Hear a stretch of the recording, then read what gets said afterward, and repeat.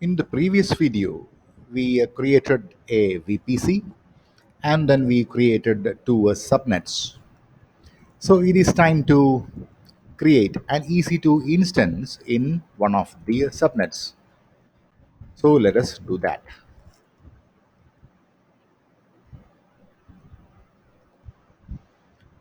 So let us create a new instance.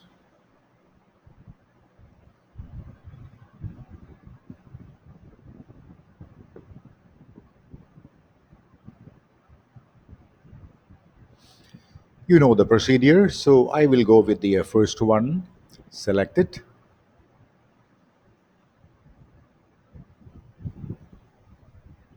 And because we want the free tier eligible, I will still go with the T2 micro. And here, instead of we going with the default VPC, we are going to use the VPC that we created, that is the CTS demo VPC. And then, if you remember, we had created two subnets there.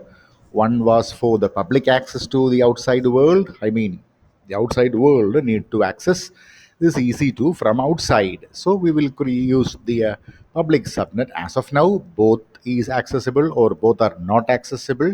We will come to that. Anyway, because we have named it as public, we are going to select this public. And then you can see there is an auto assign public IP. That means, if you remember, whenever we created an EC2, a public IP was assigned to it. But you can see that use subnet setting, it is given as a disable. So what I'm going to do, let me open up another Amazon console, go to my VPC,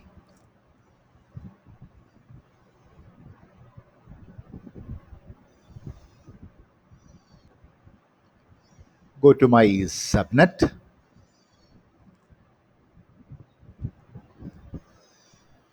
and in the public subnet, let me right click and modify auto assign IP settings. And you can see you can give this enable auto assign public IP address. So whenever some instance, some resource is going to be created and it is going to be assigned to this subnet, we want a public IP address to be assigned. So click on it and save it.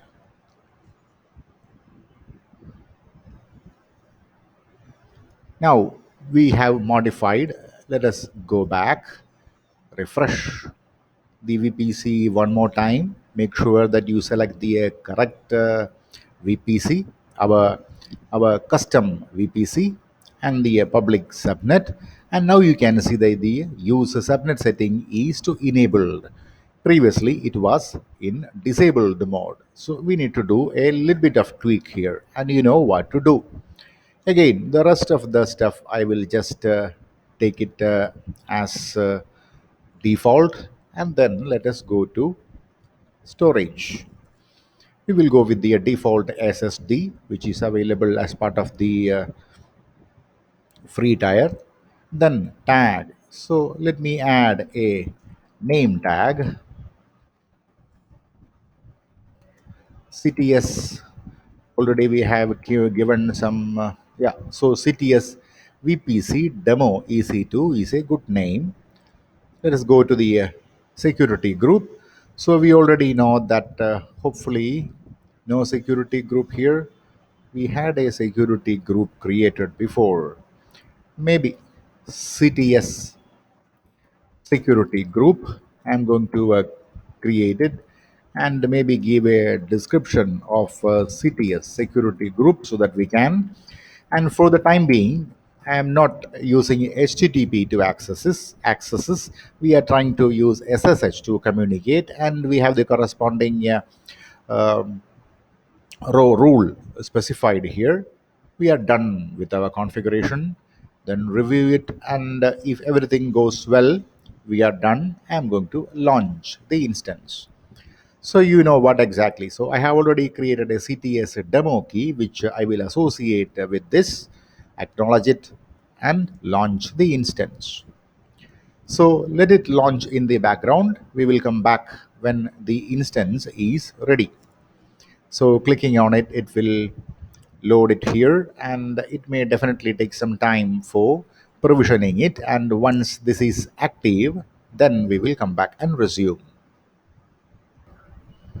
So the instance is now up and running. So clicking on it, we can see that the things are running perfectly fine. So why don't we go ahead and start to communicate with the instance that we just created. And before that, you can see a public IP has been assigned, and you can see the private IP is from one of the IP address that we had specified from the public subnet, if you remember. So it was from 192.168.1.1, because you can see it here in the private. It will be from one of these ranges from the CIDR. So it will start with 192.168.1 dot whatever, and we have got the 1.114. So let us go ahead and start. So I will use putty here because that is the best thing to do. If you are using Windows 10, you can use the SSH available in Windows 10. I myself like putty. So I already have the EC2 instance here, so I will load it. But now the IP address has changed, so I will just copy the IP address, paste it here just to make sure it is saved. And I just want to see whether I am pointing to the correct CTS demo. So please make sure you have the PPK available with you. If that is the same one, then EC2 55, open it up.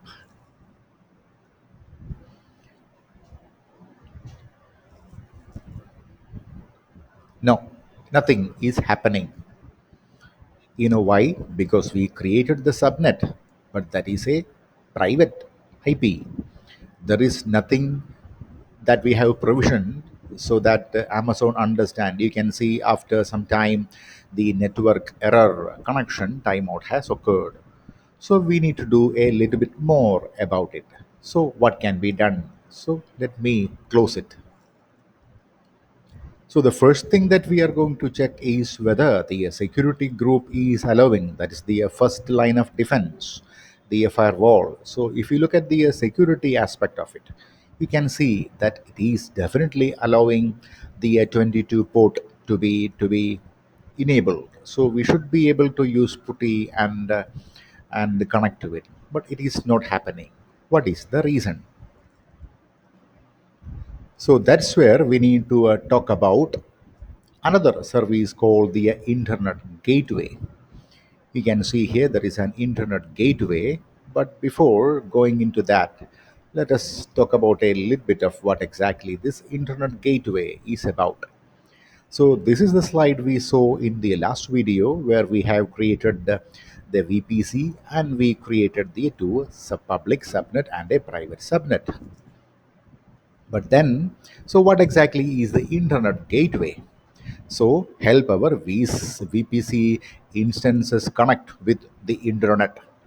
So we created the VPC and the subnets behind the VPC, but then uh, that is not enough.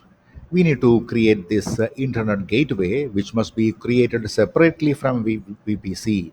So just creating the VPC doesn't do much. We have to create the internet gateway. And some of the rules you need to understand. Only one VPC can be attached to one internet gateway and the other way around. Okay, and this we will come to see what exactly we are going to do. So just keep this in mind that just creating the VPC is not enough. We need to create an internet gateway to allow the outside world to come in. So let us see what we can do about it. So where exactly is the subnet? Yeah. So let us see what we can do with it. So let us go ahead and create an internet gateway. That's what we just saw. We need an internet gateway to assign to our VPC so that everybody from outside can access. So clicking on the internet gateway, You can see there is already an internet gateway which is attached to the default VPC, but that's not what we want. So let us go ahead and create our own internet gateway. Just like that. Let us give CTS demo and internet gateway as IGW. That will do our job. So let us go ahead and create it. So we have created the internet gateway here, and if you go to the internet gateways UI, you can see that the gateway has been created, but it is not attached. So let us attach. So attach to VPC. We can use it like this, or you can go to the actions and do the same, whichever way you prefer. And then we are going to select the VPC and see in the drop down you get our custom VPC that has been dropped down. Select that and attach the internet gateway. Our job is done. So we have created the VPC, we created the subnets, we created the EC2 instance in one of the public subnets, and then we checked whether it is accessible from the outside world. We SSH into it, but it was not possible. Then the next theory that we need to attach the internet gateway. So we created the internet gateway and then attached the VPC into that. Now let us see whether we can access. So again, I will take putty and then load the EC2 instance. So let us make sure that it is the because I have in the um, so it should be the 35 168 58.100. So let me load it. 35 168 58.100. Let me open it up and see whether the connection goes ahead. Don't know how much time I need to wait, but anyway, let us wait and see what the output is going to be.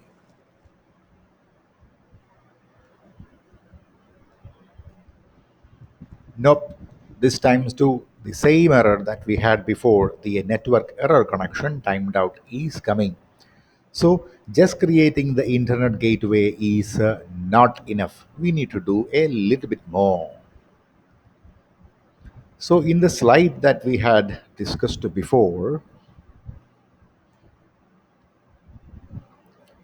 where exactly is the slide? Yeah, so in the slide that we had discussed before, we created our public and private subnet. But of course, one thing here, internet gateways on their own do not allow internet access. So we need to do a little bit more. We need to create a routing table that must also be edited. So what we are going to do, so what we have already done, we created the public subnet, the private subnet, forget about the private, we created a EC2 instance in one of the public subnet, and then we created an internet gateway too. Still it is not possible. So the last thing that we need to do is we need to create a router, or we need to edit this router table so that it allows internet or who is from the outside or from EC2 to access anything outside. So this is required. So just keep that in mind. So I'm purposefully giving you this error so that you will keep in mind that just the internet gateway doesn't do the job. We need to use or create a routing table and then do some configuration to get access to our public subnet. So see, just by creating the internet gateway doesn't get the job. So please keep that in mind. So let us use this route table to get our job done. So going back to our internet gateway stuff, so you can see there is a route table. If you remember in one of the lectures we had, when we created this the VPC and the subnet, a default route table is automatically created for us. But in this case, I don't like to use the automatic whatever has been created. So what I'm going to do, I want, because we are customizing everything, I don't want the existing root table to be used. So I'm going to create a root table of our own. So let us create a root table. Let us give CTS demo root table RT4, and then select which VPC should be it attached to. I will select CTS demo VPC and then create the root table. So now that the our private root table or custom root table has been created, I want to associate this with the subnet, which subnet that we want to expose to the outside world. So I will click on the subnet associations, and you can see the subnets without. There are two subnets with no association. So I will click on the edit subnet associations, and then of course we want to leave the private alone. I will click on the public, which this root table should be associated with, and I will save this particular association.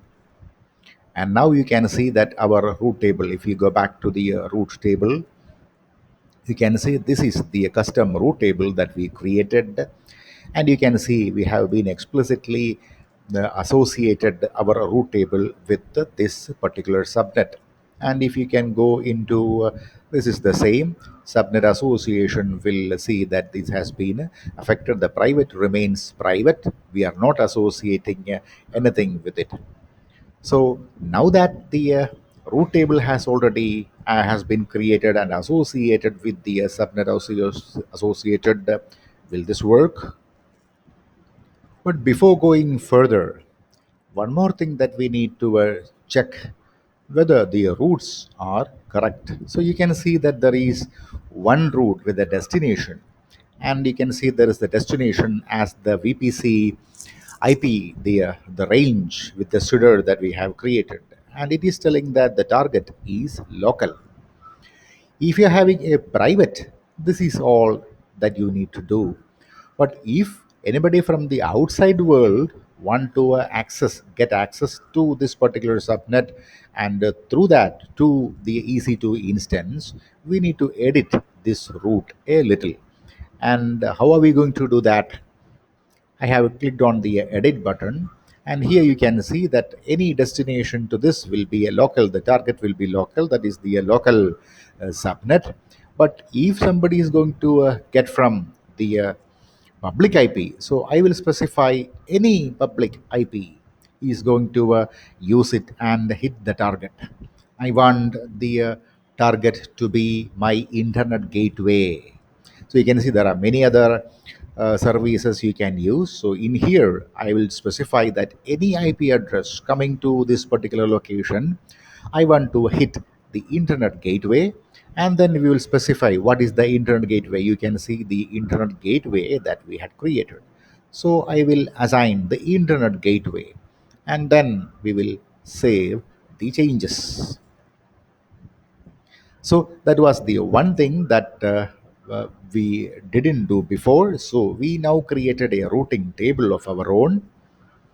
The first thing, just a recap of whatever we did. We created a routing table of our own. The first thing that we did, we went into the subnet association and associated that root table with the public subnet, not the private one, just the public subnet. And then what we do, we wanted to specify in the routes section that if somebody is from the public, from the internet, that's what the 00, anybody from the outside world, if they are going to hit with their public IP address, then the internet gateway that we have created should take care of the routing and hit the EC2 instance. Now, I hope we have completed everything, and we should be able to access the EC2 instance using PuTTY. So let us go again back to PuTTY and see whether the job is being done or not. So I will load the connection, open it up, and now you can see the server host, whatever this itself is very very rejoicing because we now know that, of course, we got it. So give yes and then authenticated. Now we are able to log into the EC2. Not a simple procedure, but once you do it, there is nothing more. So, just a recap whatever we did, first we created the VPC, specifying the CADR of what exactly is the IP addresses that belongs to this particular VPC, and we specified this 192.168.0 with a CIDR of 16. And then we created as two subnets.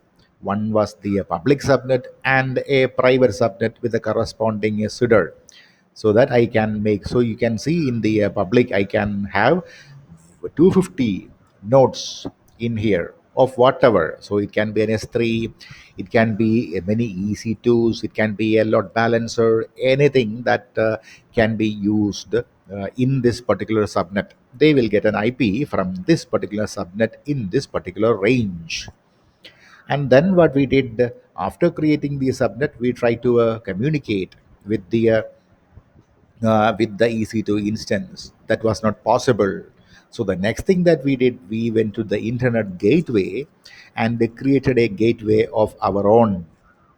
Okay, and that was the next thing that we do, and we attach that particular gateway to the VPC that we created. Again, we checked whether we were able to communicate with the EC2. It was not possible. So the last thing that we had to do, we went into the root table. So the root table has to be tweaked so that the that table points to the corresponding subnet. So that's what we did first. We first make sure that this is associated, the root table is associated with a particular subnet, in our case public.